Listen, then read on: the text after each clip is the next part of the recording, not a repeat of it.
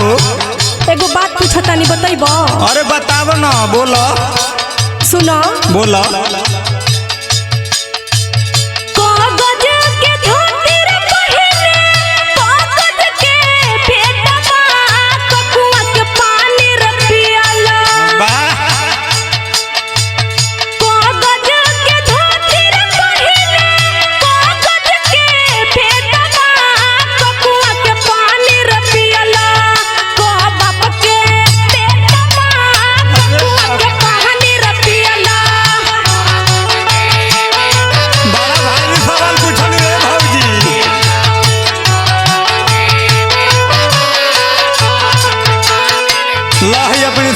जवाब सुनो।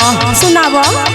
4 गज के धोती पहिननी, तब गज के फेटवा, एक कुआं के पानी रे पियनी, एक बाप के बेटवा, एक कुआं के पानी रे पियनी।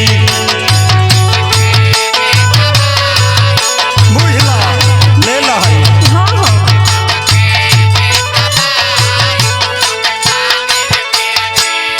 ए सुनो। बोलो।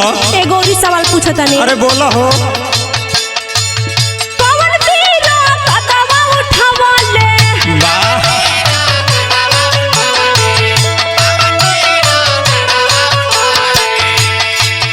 कौन बीरा लल करले?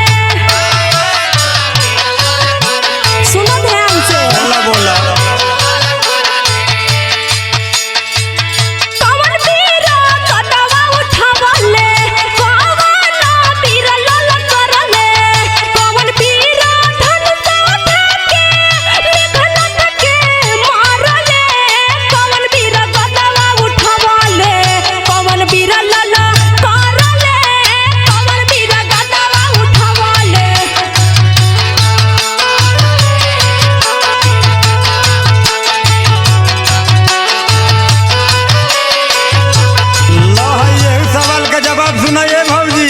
सुनाओ बबुआ।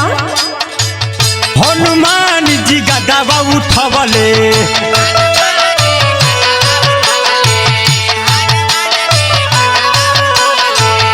अंगद लल करले हो,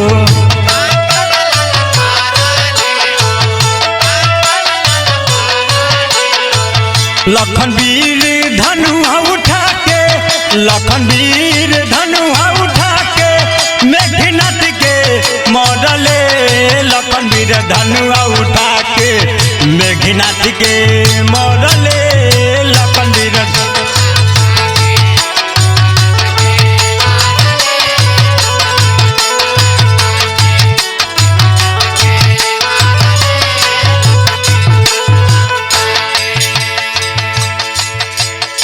अच्छा सुनो। बोला। एगो लास्ट बार पूछो तनी। बोला बोला, लास्ट पूछो। बताइए सही सही। अरे बताई भो। काहे बात राजा रे रुसले?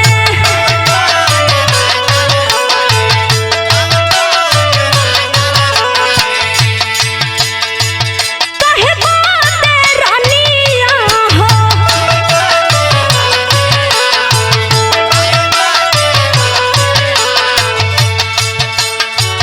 काहे बात राजा रे रुसले? काहे बात रानिया हो? काहे बात बबुला रे रुसले? काहे बात बबुला रे रुसले? देवता रे पानिया, काहे बात बबुला रे रुसले? सेवता रे पानिया, काहे बात बबुला रे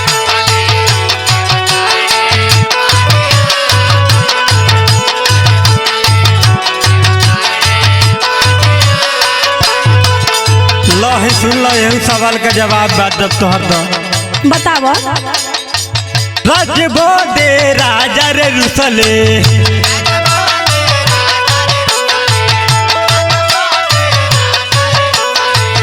सज खातिर रानिया, मछली बिना बकुला रे रुसले, मछली खातिर बकुला रे रुसले, देवता ने पनिया, मछली बिना बकुला रे रुसले।